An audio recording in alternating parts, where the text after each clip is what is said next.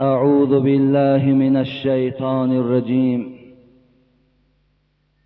يا أيها الذين آمنوا اتقوا الله حق تقاته ولا تموتن إلا وأنتم مسلمون.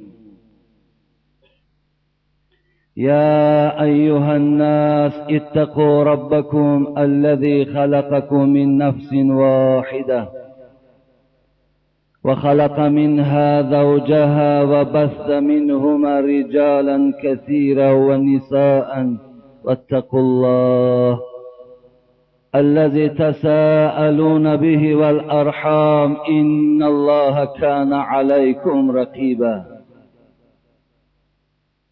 يا أيها الذين آمنوا اتقوا الله وقولوا قولا سديدا يصلح لكم أعمالكم ويغفر لكم ذنوبكم وما يطع الله ورسوله فقد فاز فوزا عظيما. أما بعد، فإن أصدق الحديث كتاب الله وخير الهدي هدي محمد وشر الأمور محدثاتها وكل محدثة بدعة وكل بدعة ضلالة وكل ضلالة في النار. السلام علیکم و رحمت الله و برکاته.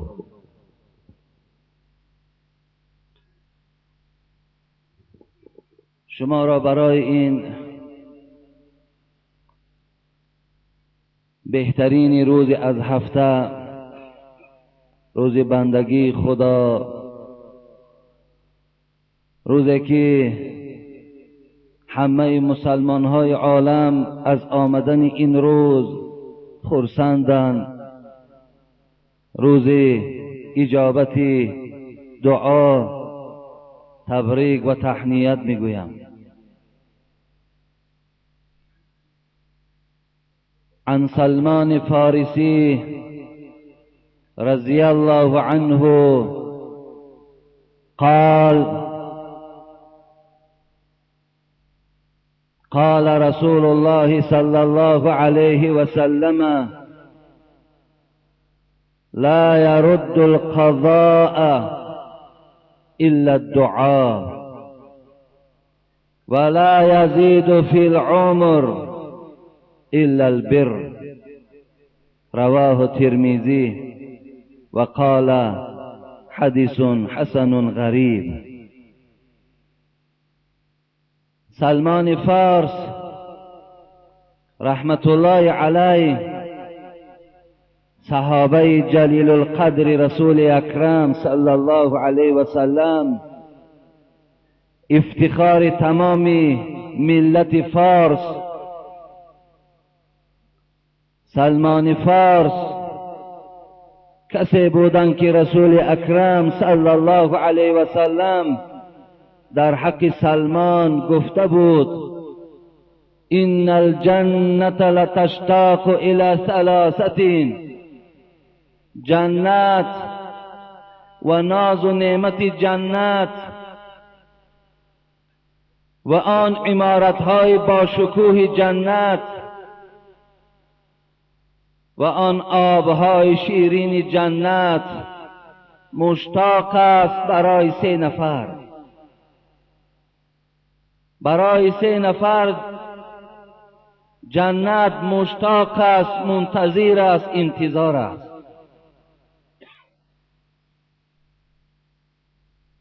علی، عمار، سلمان رضی الله عنه. این 3 نفری که جنت مشتاق اونهاست، جنت طلبگار اونهاست، اینها حضرت علی رضی الله عنه، حضرت عمار رضی الله عنه و حضرت سلمان رضی الله عنه هست. رسول الله گفت: ای عمار، ای علی، ای سلمان، جنت مشتاق شماست، جنت طلبگار شماست. آرزوی جنت این است که شما در او داخل شوید. چه فضیلت بلند برای سلمان است. حضرت سلمان گفتند من از پیغمبر خدا شنیدم که میفرمود لا یرد القضاء الا الدعاء، قضای الهی، حکم الهی را چیزی تغییر داده نمیتواند مگر وقتی که بنده خدا دستش بردارد و از پروردگار مسئلت کند، خداوند حکمش بالای بندش دیگرگون میکند. ولا یزید فی العمر الا البر. حبیب خدا گفت عمر انسان یگانه چیزی که دراز میکند این نیکی کردن از جانب بنده باشد. بنده نیکوکار باشد، بنده نیکخواه باشد، بنده اگر اندیشه های نیک دارد، نقشه های نیک دارد، پایبند نیکی کردن است، پیغمبر خدا گفت بیشک پروردگار عمر وی دراز میکند.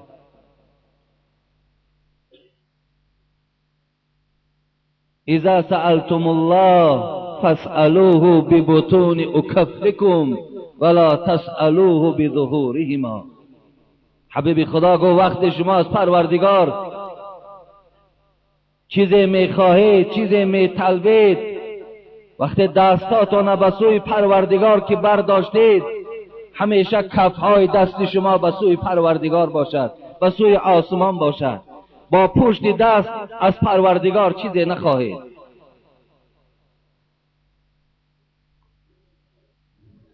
اللهم طهر قلوبنا واستر عیوبنا واشف مرضانا واقض دیوننا وبیض وجوهنا وارحم آباءنا واجدادنا واغفر امهاتنا واصلح دیننا ودنیانا واحفظ اهلنا واموالنا من جمیع الآفات والامراض والبلایا. پروردگارا ما از تو مسئلت داریم، ما از تو خواهانیم که دلهای ما را پروردگارا پاک بگردان، دلهای ما را خالی بگردان از حسد، از بخل، از عداوت، از کبر. واستر عیوبنا. پروردگارا خیلی عیب داریم، خیلی کمبود داریم، خیلی لغزش ها داریم. پروردگارا روز قیامت این عیب های ما را پرده پوش بگردان. تو غنی از هر دو عالم، من فقیر. تو غنی از هر دو عالم، من فقیر. روز محشر عذرهای من پذیر. گر تو میبینی حسابم ناگزیر، از نگاهی مصطفی پنهان بگیر. پروردگار عیبهای ما را پوشیده نگه دار. خدایا ما را در میدان محشرگاه در خجالت مگذار. خدایا گناههای ما را مغفرت کن. خدایا ما را در جنت جاودانیت مکان برای ما باششگاه. پروردگارا اگر عادی هم باشد، اگر ساده هم که باشد، خدایا محیا بگردان. خدایا بیماری های ما را شفای کامل نصیب بگردان. پدر و اولاد و اجدادهای گذشته ما را خدایا رحمت و مغفرت بگردان. خدایا دین و دنیای ما را به صلاحیت بیار. خدایا مالهای ما را، فرزندهای ما را در محافظت خودت نگه دار. ربنا فاغفر لنا ذنوبنا وكفر عنا سيئاتنا وتوفنا مع الابرار. آمين يا رب العالمين. اعوذ بالله من الشيطان الرجيم. بسم الله الرحمن الرحيم. وسیق الذین اتقوا ربهم الى الجنة زمرا حتى اذا جاءوها وفتحت ابوابها وقال لهم خزنتها سلام عليكم طبتم فادخلوها خالدين وقالوا الحمد لله الذي صدقنا وعده وأورثنا الأرض نتبوأ من الجنة حيث نشاء فنعم أجر العاملين. أعوذ بالله من الشيطان الرجيم. إن المتقين في ظلال وعيون وفواكه مما يشتهون كلوا واشربوا هنيئا بما كنتم تعملون إنا كذلك نجزي المحسنين ويل يومئذ للمكذبين. صدق الله العظیم. پیش از آنه که برادرای عزیز و گرامی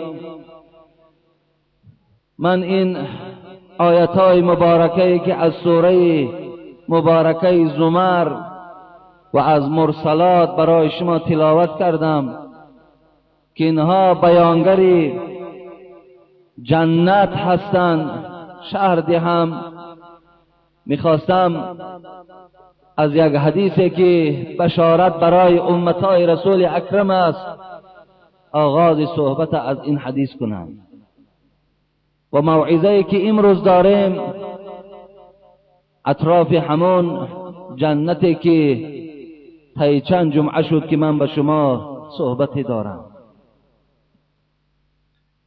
عن عبدالله ابن مسعود رضی الله عنه قال كنا مع رسول الله صلى الله عليه وسلم في قبة نحو من 40 رجولا. عبدالله ابن مسعود رضی الله عنه همنشین رسول اکرم میفرماید ما همگی 40 نفر بودیم در یک خیمه هایی که مردم های ترکمنستان ما و شما ببینیم اگر در بیابان ها خیمه میزنند یورته میگویند، در داخل همچنان خیمه همراه رسول اکرم و جمع ما 40 نفر بود. رسول اکرم صلی الله علیه و سلم به جانب ما گشت و گفت اترضون ان تكونوا ربع اهل الجنه.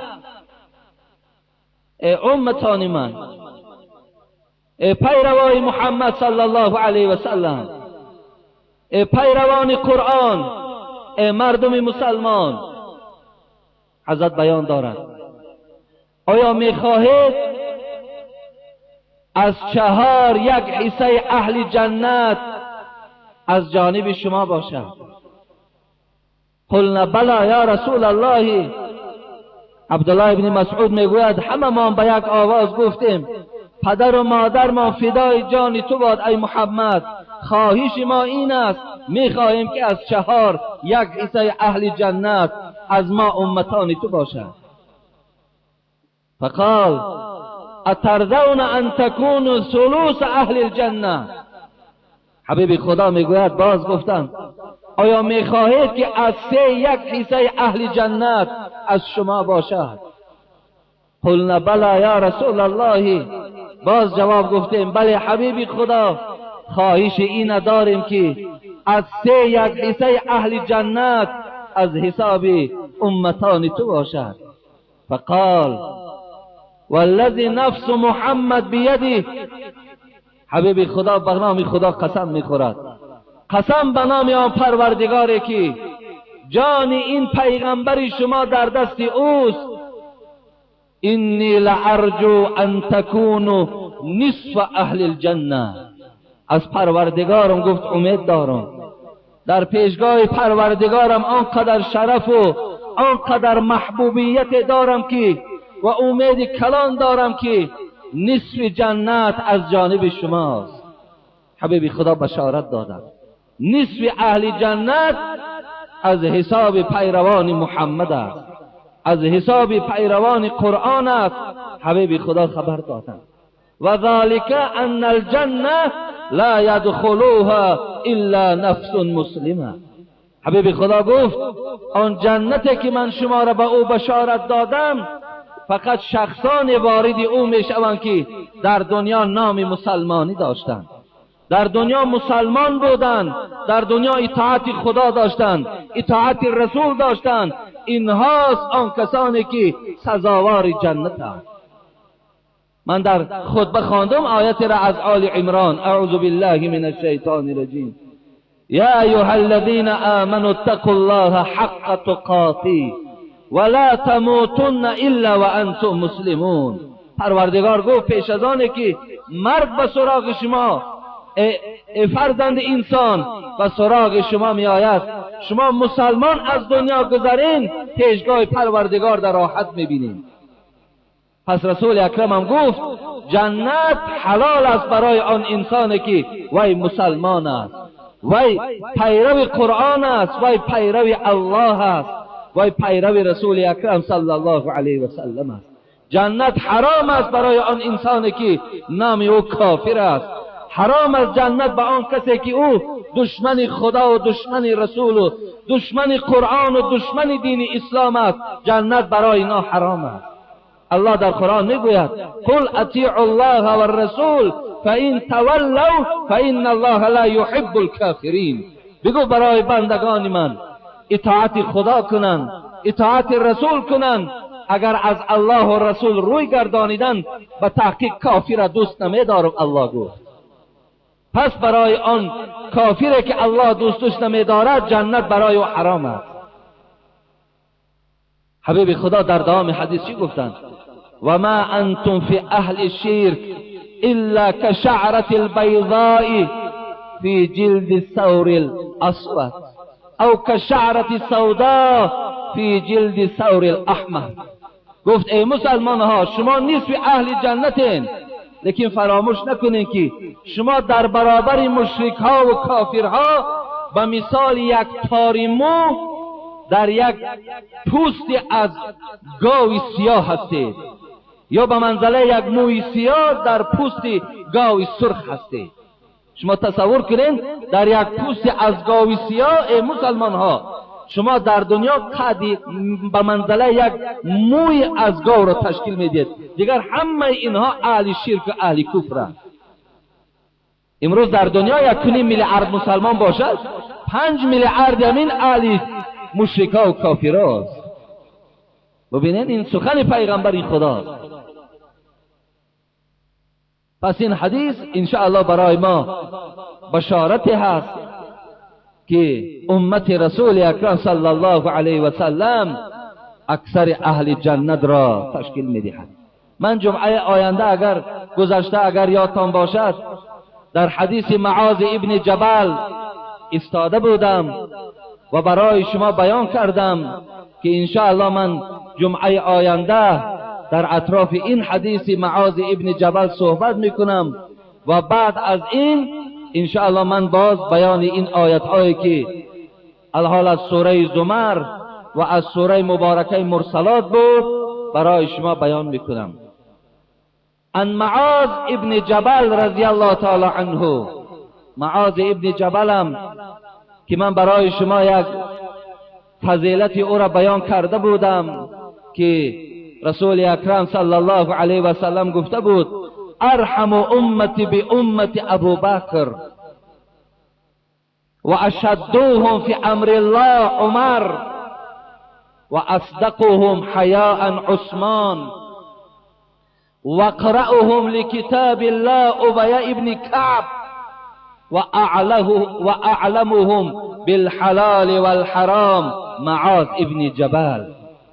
این در جامع ترمذی این حدیث آمده است که حبیب خدا گفتند رحیمترین امت من بر امت من ابو بکر هست.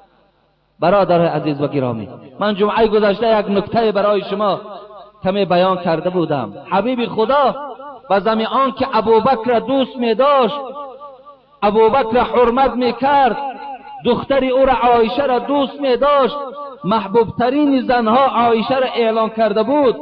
باز دیگر صفتی ابوبکر دوست داشتند، گفتند ابوبکر مهربان ترین امت من بر امت من است. ببینید، یعنی آنچنان ایمان دارد که برادرای ایماندارش دوست می دارد. در کدام قشر زمین، در کدام پارچه دنیا یک کسی که لا اله الا الله میگوید ابوبکر را دوست می‌دارد. این صفت ابوبکر رسول اکرم تعریف دارد، وصف دارد که ای امتای عصر 21 به ما و شما خطاب است. شما هم مثل ابوبکر صدیق برای برادرای مسلمانتان مهربان باشید، برادرای مؤمنتان دوست دارید. هفته گذشته من از دوستداری برادر مؤمن صحبت داشتم. از همان جمعه تا این جمعه بین عصر شام که قریب 40 دقیقه من صحبت دارم، هر روز تا 2 روزه من صحبت فقط برای برادر مسلمان دوست داشتم.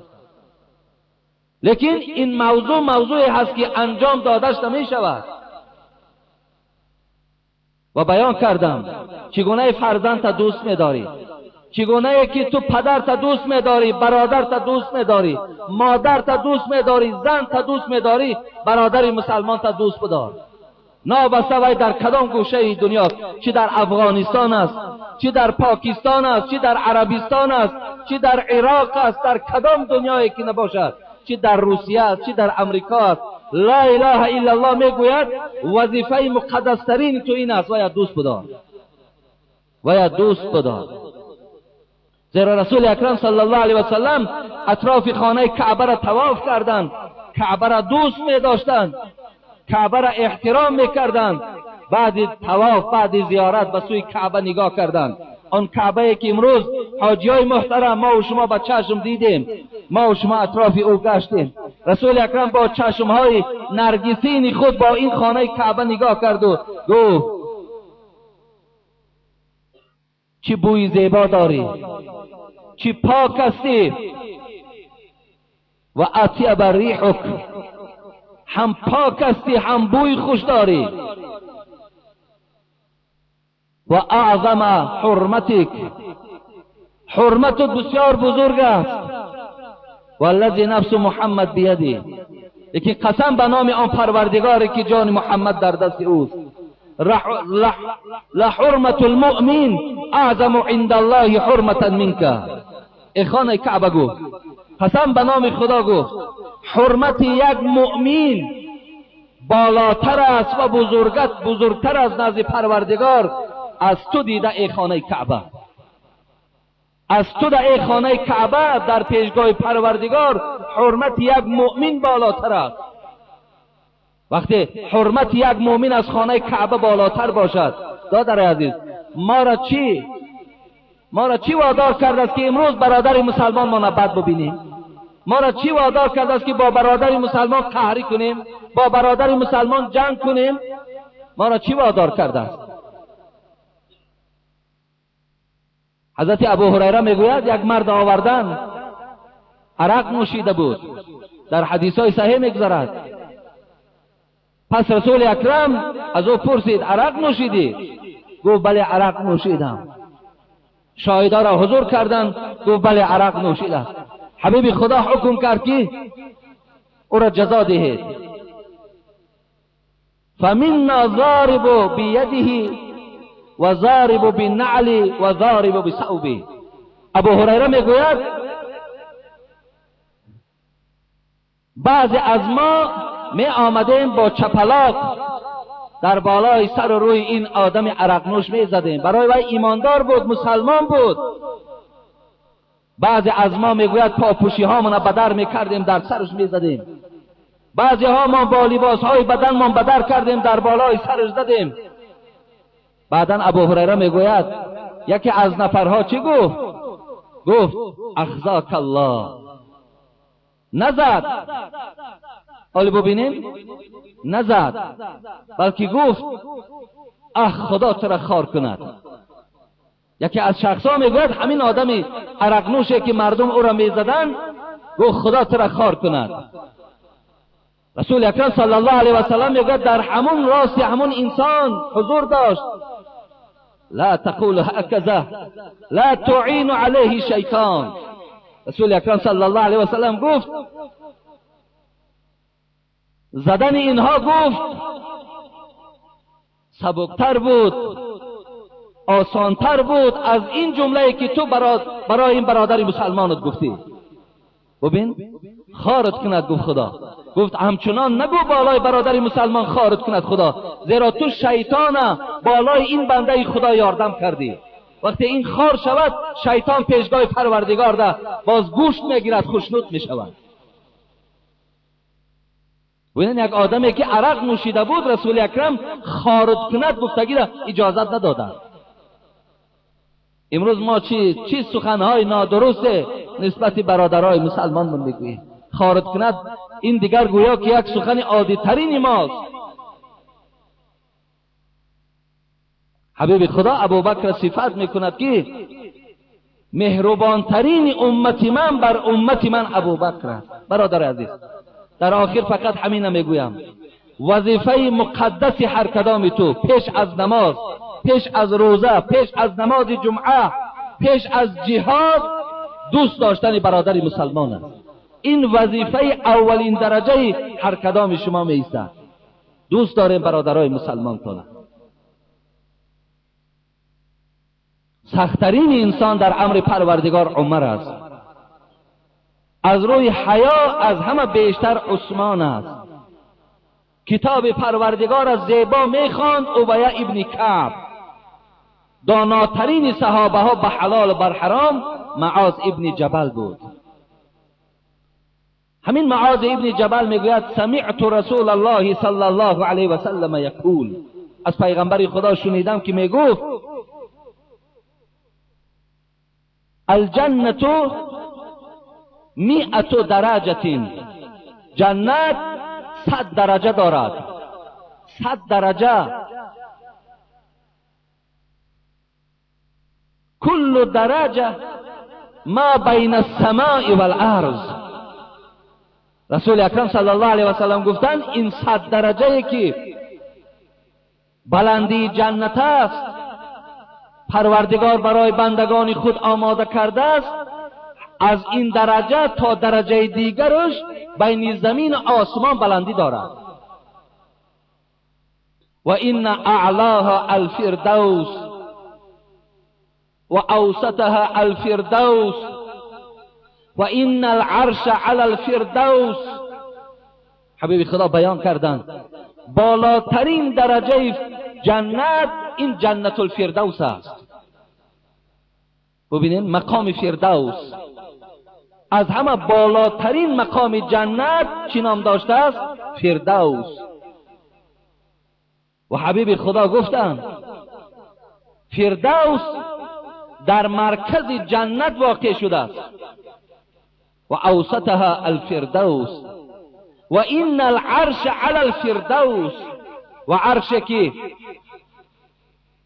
از برای پروردگار است پیغمبر خدا گفت در بالای فردوس است.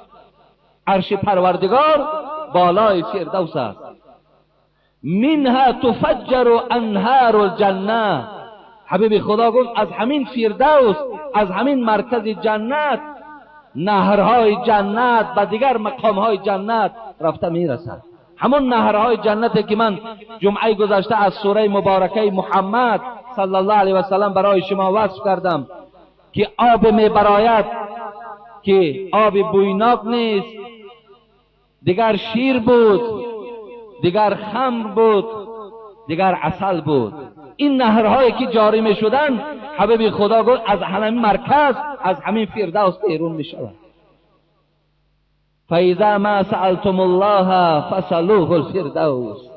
حبیب خدا گفت وقتی که شما اگر جنت می خواهید، وقتی دعا میکنید که خدایا ما را در جنت جای کن، همیشه نام فردوس گیرین که خدایا ما از تو فردوس می خواهیم، ما از تو همون جنت فردوس می خواهیم. گفته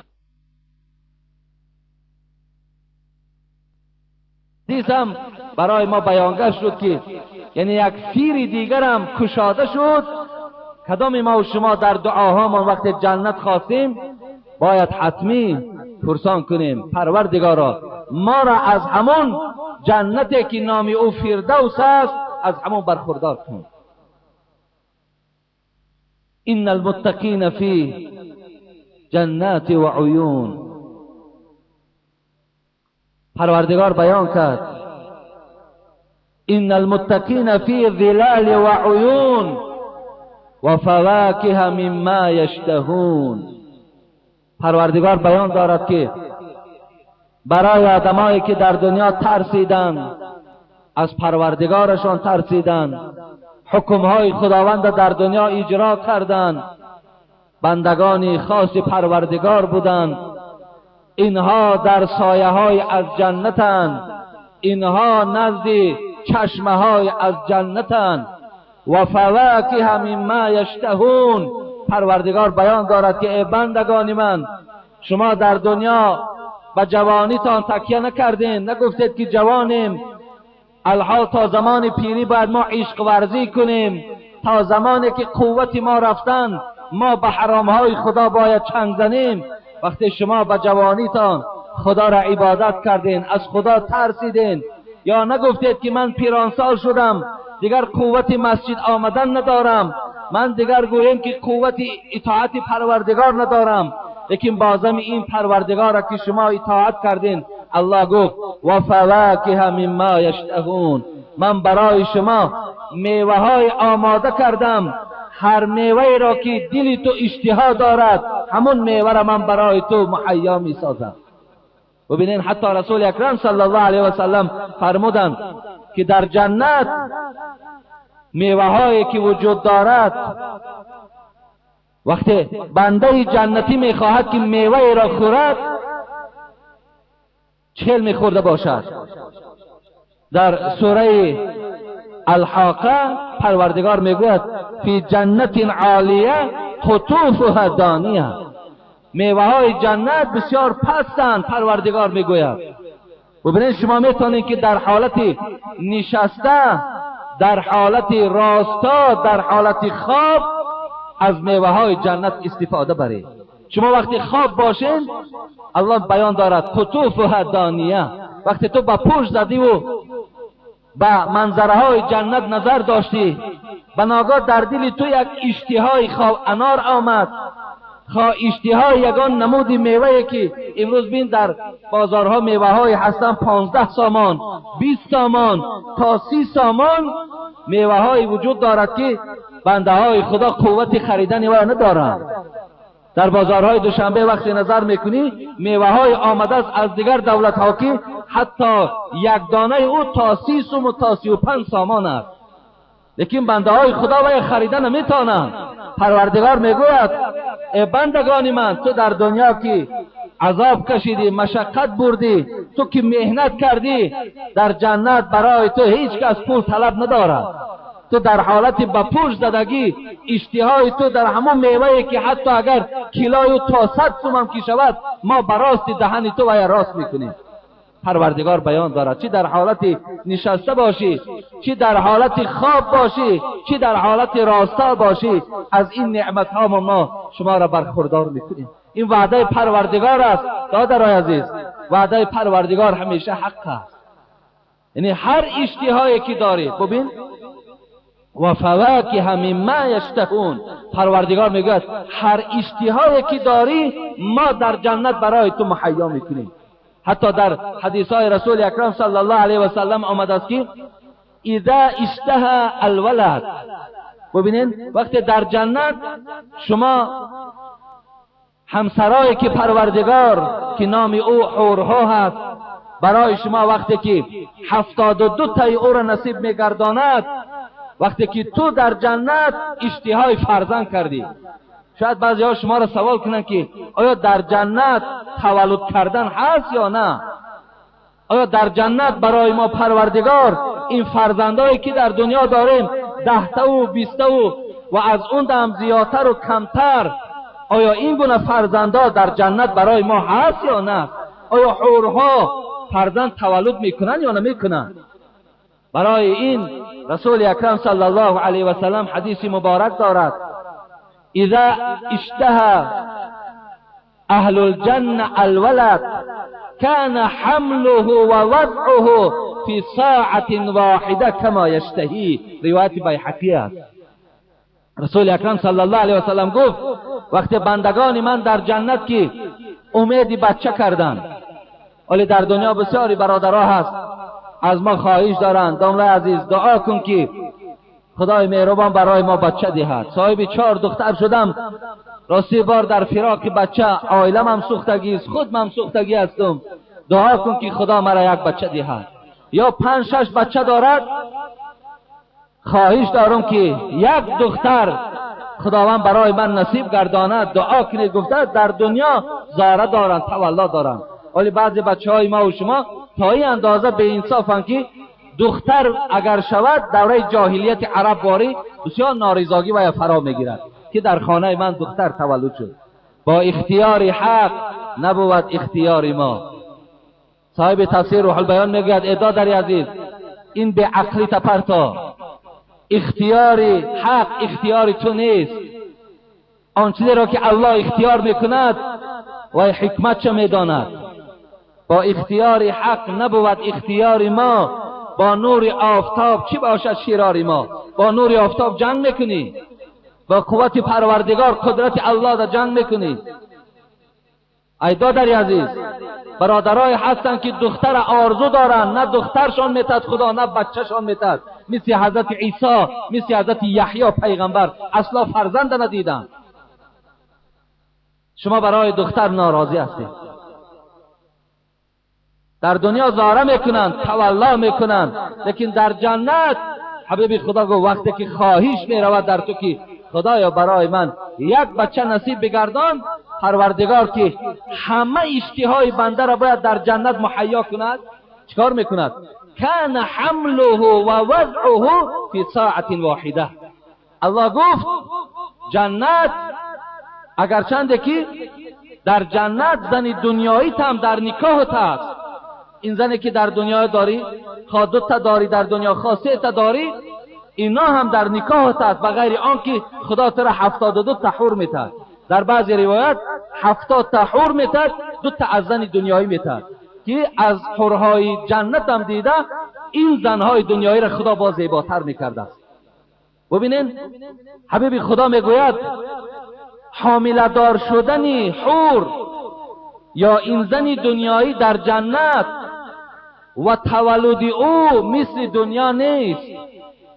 در دنیا ببینین 9 ماه مادر فرزند در شکم خود نگه می‌دارد، یک بار وزنین، هر روز بیماری، هر روز اشتهای او می‌گردد، هر روز دکتر فریاد کردن است. خدا اگر دهد و باز آسان تولد کند، با جراحی ها هست وقتی که فرزند تولد نشد. ها یعنی چی مشکلات های زنها را برای تولد کردن فرزند در دنیا منتظر است. لیکن پیغمبر خدا گفت در جنت کان حمله و وضعه فی ساعة واحده. پروردگار گفت من در 1 ساعت وقتی تو را اگر اشتهای فرزند آمد، چی دختر و چی بچه، چی دوگانه خواهی، اگر تو در 1 ساعت حور حامله دار میکنم، در 1 ساعت برای تو فرزند بیزاید کما یشتهی، همچنانه که تو اشتها داری. بنده خدا این سخنی است که پیغمبر خدا گفت والله خطر علی قلب بشر. این چیز من میگویم در دل شما خطر او، فکر او، تصور او نمیگذرد. ولی ببین انسان حیران میشه که پروردگار در 1 ساعت زن دنیایی باشد یا حور جنتی حامله دارش کند، در 1 ساعت برای که اشتهای بندش آمد، خواهشی بندش آمد، برای او فرزند تولد کند. ببینید چی پروردگار مهربان داره، چی خواهشای ما را در جنت، چی خواهش داری. اون روز یک برادر دیگه سوال داد داملا در جنت ماشین هست؟ بله برادر عزیز، در حدیث پیغمبر آمده. عبدالرحمن ابن ساعد میگوید از پیغمبر خدا پرسیدم قلت یا رسول الله اینی احب خیله، من در دنیا اسب دوست ندارم. به اسب تماما باور کنین. روزم مثل که اگر اسب نبینم یا روزی که در اسب سوار نشوم آن روز برای من مصیبت است. آیا برادرای داریم که اسب دوست دارند، بعضی برادری از گاو دوست می‌دارد، بعضی برادری از گوسفند دوست می‌دارد. مقصد طبیعت آدم است. عبدالرحمن این ساعت گفتن حبیب خدا من اسب دوست می‌دارم، بسیار دوست می‌دارم. هل فی الجنت خیلون؟ جنت اسب دارد که اسب سواری کنی؟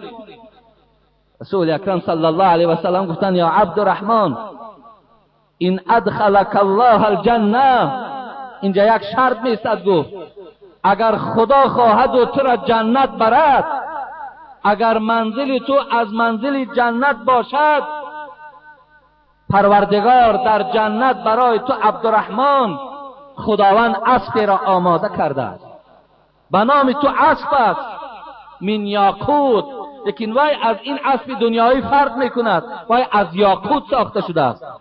لهو جناحان، حبیب خدا گفت وای دو پر دارد. اسب هست که دو پر دارد، مثل همون براقی که رسول اکرم صلی الله علیه و سلم شب معراج ده خب صورت حرکتش میگوید از چشم نگاه کردن دم تیزتر بود. همچنان اسب گفت در جنت پروردگار برای جنتی ها آماده کرده است، هر کسی که خواهد میرود بالای این دست سوار میشود. تطیر و حیث شئت، پرواز میکند ای عبدالرحمن هر جایی که تو خواهی. ببینین مقصد اشتهای تو در اسب است، پروردگار برای تو اسب میدهد. اشتهای تو به نام خدا این در نزد پروردگار پیدا کردن ها اینا هیچ نیست. اینا یگان ذره، اگر چنده که شاید در عقلهای خیلی کمی ما و شما این دشوار بتابد، در پیشگاه پروردگار برای بندگانش اینها را مهیا ساختن هیچ قدری ندارد. شاید امروز بنده های هستند که میبینه ماشین هایی که $100,000 ولی شما طرف های دولت های عرب سفر کنین، ماشین های مخصوص که اونا برای خود فرمایش میدن در زوادها که ماشین تیار کن که در روی دنیا مثلش نباشد. مثلا پول دارد، میلیارد دلار دارد، ماشینش میارن که میگن این $200,000 است، $300,000 است. ما و شما فقط تماشا میکنیم، فقط حسرت میبریم. لیکن در جنت پروردگار اگر ما خواهش داشته باشیم از اون دیده زیباترش برای ما پروردگار تیار میکند. و در جنت با این ماشین باشد یا به نام چیزی که نباشد، انشاءالله پروردگار راههای تیار کرده است که بنده خود هیچ وقت آزار نمی‌یابد. ان المتقین فی ظلال و عیون و فواکه مما یشتهون کلوا واشربوا هنیئا بما کنتم تعملون. پروردگار گفت بخورید، بنوشید، راحت کنید در جنتی که حیاتش مرگ ندارد، در جنتی که تندرستیش بیماری ندارد، در جنتی که روز شب ندارد، در جنتی که سردی ندارد، گرما ندارد، هواش معتدل است. بخورید و بنوشید، گوارا راحت کنید شما در جنت. پروردگار برای ما اینو میگفته است. میایم به سوره زمر. اعوذ بالله من الشیطان الرجیم. وسیق الذین اتقوا ربهم الی الجنة زمرا. پروردگار بیان میکند وقتی آن شخصانی که از پروردگار میترسند، آن شخصانی که خدا ترسند، چه در خلوتی و چه در پنهانی از پروردگارشان که میترسند، اینها را وقت پروردگار بشارتی به جنت میدهد، اینا گروه کلان میشوند و به سوی دروازه جنت برده میشوند. ابن کثیر در تفسیر خود بیان میکند که جنتی ها را برای نزد دروازه جنت بردن بالای اسب های زیبا سوار میکنند.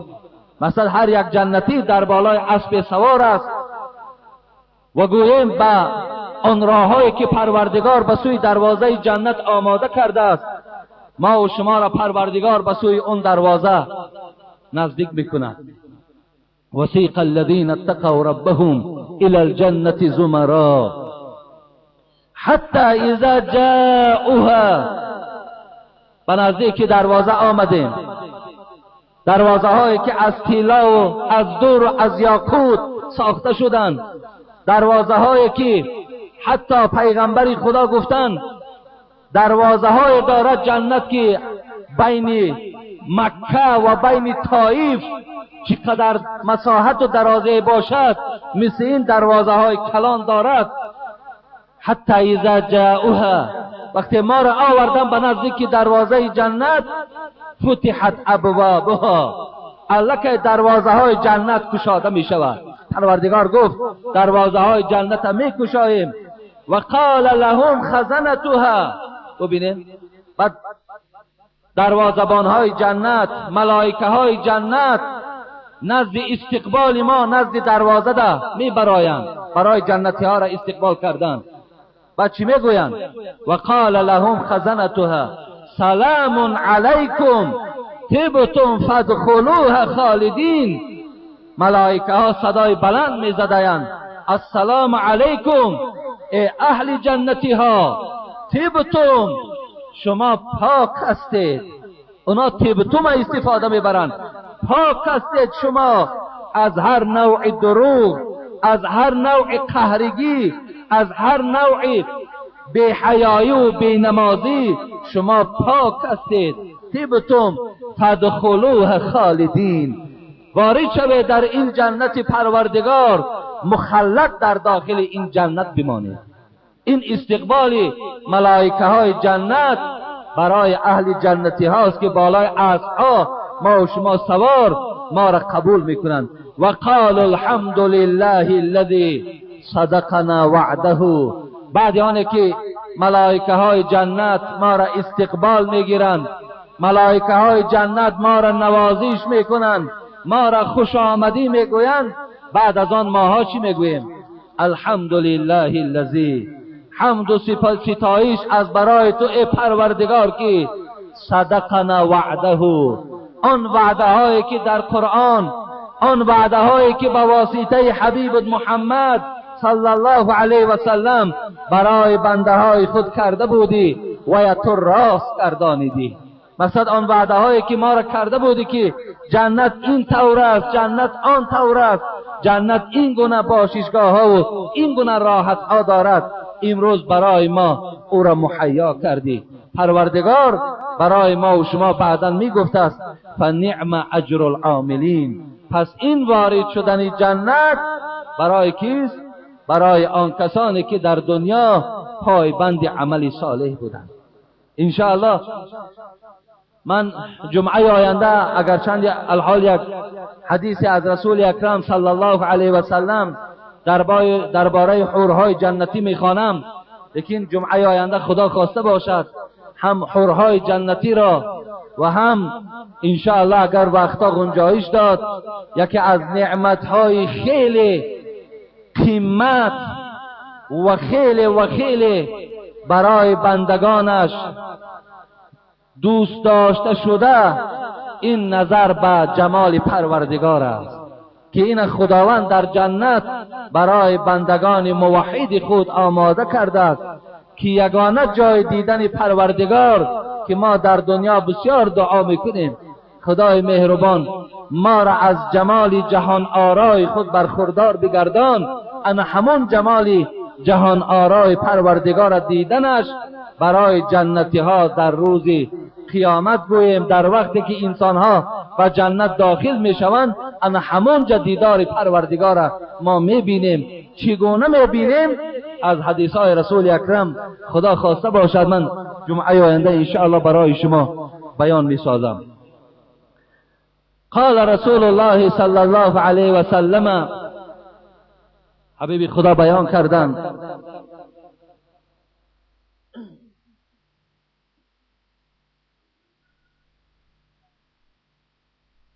ان المرأة من نساء اهل الجنه لا یرا. حبیب خدا گفتند زنهای اهل جنت را هر آینه دیده می شود. چگونه دیده می شود؟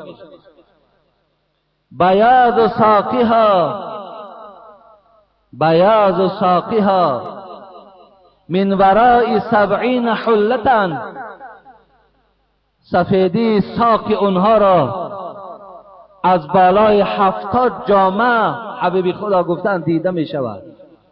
نسای اهل جنت، زنهای اهل جنت، ان المرأة من نسای اهل الجنه لا یرى بیاض ساقها من وراء 70 حلة.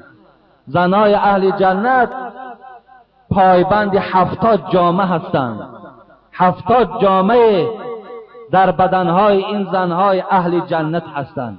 خدا کند که زنهای اهل دنیا اگر یک جامه وی به گردن می گرفتند، 70 جامه حورهای جنتی، آن زنهایی که در این دنیا بودن و از خدا ترسیدند، با شرم گشتند، با حیا گشتند، اعضاهای خودشان بغیر شوهرهاشان به کسی نمایش ندادند، در جنت صاحب 70 جامه جنتی هستند. 70 جامه که وی وزن ندارد و یگان گرام برای زن نمی آرد. خدا توفیق دهد آن زنهایی که امروز در دنیا هستند، آن زنهایی که شاید فردا سخن مرا شنوند، یک جامه همین دنیایی را تو اگر مادری عزیز در دنیا دربر کنی تا که گردن تو را کسی نبیند، تا که موی سری تو را کسی نبیند، تا که این دستهای سفیدی تو را کسی نبیند، تا که پایهای تو را کسی نبیند و جز شوهرت. پیغمبر خدا گفت خداوند برای تو 70 جامه جنتی میدهد که حتی رسول اکرم در دوام حدیث میگوید، قسم به بزرگی خدا میگوید ای زنهای اهل دنیا، یک رویمال اهل جنت قیمت دنیا را دارد. یک رویمال اهل جنت که پروردگار برای جنتی ها رویمال آماده کرده است، از فابریکه نزد پروردگار است که قیمتش ارزش آن همین دنیا را دارد. خداوند برای تو ای زنی که در دنیا رویمال داشتی، ای زنی که به خود لباس های داشتی که اگرچنده که دیگر زنها تو را تحقیر میکردند، تو را منشکه میگفتند، تو را میگفتند این چی لباس است که تو خود رنگ کمپیرها کردی. دخترها ما را زنگ میزنند داملای عزیز ما جوان دختر هستیم لیکن از خدا میترسیم، لباس ها ما مقصد لباس ها ما میپوشیم که تا که اعضاهای ما را مردهای زیناکار و مردهای حرام به ما نظر نکنند. دیگر مادرها میگن تو خودت در جوانی کمپیر کردی. حبیب خدا میگوید بهترین جوان همون جوانی که خودش را با موی سفید خودش مانند میکند. بدترین موی سفید همون موی سفیدی که خودش به جوان مانند میکند. انشاءالله خواهر عزیز، دنیا به تحقیر نمی شود، دنیا به عذاب نمی شود، دنیا به مشقت نمی شود، لیکن حکم خدا هست. اجرا میکنی پروردگار روز قیامت برای تو آن لباس های را میدهد به نام آن خدایی که تو را و مرا آفریده است. همون زنهایی که تو را در دنیا مسخره میکردن برای اونها پروردگار لباس آهنی میدهد، لباسی که از گرمای قیامت وای میسوزد میپزد در زمین خاک میشود. همون انسانهایی که تو را تحقیر کردند برای اونها لباس آهنی است، لیکن برای تو لباس های جنتی را مهیا میکنند. برادرای عزیز، برادرای مهربان، من جنت وصف میکنم. انشاءالله اگر 5 جمعه دیگر اطراف جمعه گپ میزنم انشاءالله. خدا خواهد هست، دلیل ها داریم، حجت ها داریم، آیات های قرآن داریم، احادیث های رسول داریم، لیکن حبیب خدا گفتن کل امتی یدخلون الجنت الا من ابا. همه امت من جنت می رود لیکن مگر آن کسانی که جنت داخل شدن نمیخواهند. ببینین کی نمیخواهد جنت را؟ نیست کسی که گوید من نمیخواهم، لیکن رسول الله گفت کسانی هستند که جنت نمیخواهند. قالوا یا رسول الله و من یعبا، کیست ای حبیب خدا که جنت نمیخواهد؟ قال من اطاعنی دخل الجنه و من عصانی فقط ابا. حبیب خدا گفت کسی که اطاعت خدا کرد، کسی که اطاعت رسول کرد، معنای را دارد که او جنت میخواهد. کسی از فرمان خدا و از فرمان رسول پوش گردانید، اطاعت نکرد، ترسید و جنت نمیخواهد. برادر عزیز، حکم خدا هست. ما الحمدلله مسلمان هستیم، ما مردم تاجیک هستیم، ما را ملت ما تاجیک است، ما را ملت ما امریکایی و ملت ما روس و ملت ما یپانی و انگلیچنی نیست که امروز خواهر و مادرای ما و شما لباسای اونا را دربر کردن. ما با همین چشمهایی که آمده در مسجدها اشتراک میکنیم، پایبند 5 وقت نمازیم، لیکن نگاه میکنیم اهمیت نمیدیم، پروا نداریم. دادرای عزیز، بگذار لباس هایی که از ما هستند، لباس های ما که این خیلی لباس نبود کو، و همه شما مادر دارین، کنی مادراتون را پرسین، یگان مادر ما و شما کرته آستین کلته داشت؟ و در دوره های شوروی را ببینین، منفیش هم اگر جهت های منفیش هم بسیار بود، لیکن جهت های خوبی هم دوره شوروی خیلی زیاد بود. شرم و حیا در آسمان بود. و زنا و موی سفیدا اگر یک دختری کمی پیشی موی سرش میبرید، او را در همون محله محاکمه میکردن. امروز چی بلامان شده است؟ یک تمام یک کس محاکمه نمیکنید. آستینا کلته باشد میلش آخی زیرای کش میتاود. آستین کلته کرده است، با همون را یک چاکی در همون هسکی حتی که زیرای کشان میتاود. حتی همون تپوشان نباشد. همه میدانین اکو اون چیزی که من گویم گویا که شما نمیدانین. همه میدانین، همه میبینین. اگر چنده که از پشت این سخن شاید من آزار میبینم، میلش من آزار را برداشتم، لیکن شما اصلاح شوین. آخه کم ترک اهمیت دین. برای جنت رفتن، جنت پروردگار زینت داد به مکاری، یعنی به مشقت زینتش داد. جنت آسان نیست در آمدنش، همین خیلی مشکلات ها داره که بس خداوند برای ما و شما جنت آماده میکنه.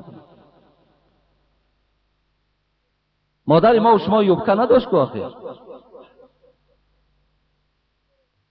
مادر ما و شما در کوچه، ولی بعضی بچه ها را میبینین راستی بار خیلی اکن انگیزه انسان بلند میشود، در شهر دستش در دستی نمیدانی و زن شد، او یگان شیناس شد، او یگان گویم طلبه شد، چی شد دستی همو در دست شد. هر دو شوخی کده با پیشی صدها آدم میگذرد، یک کس دلاور نمیشود که گوید ای دادر عزیز زن تست بیروبانی را در خانت کن، خواهر تست اجازه نیست دستی او را توی قدر مالیش میدی، بیگانه باشد. ای خدا نمیترسی پگه زن تا یا دختر تا نمیخواد دستش میگیرن مالیش میدین، یک توان دلاور نمیشه. گوری همه جدا، گوسفند ای پای خودش کشال میکنن، بز ای پای خودش کشال میکنن. یک شعار یهودی را یافتیم، تمام به همین رفتیم.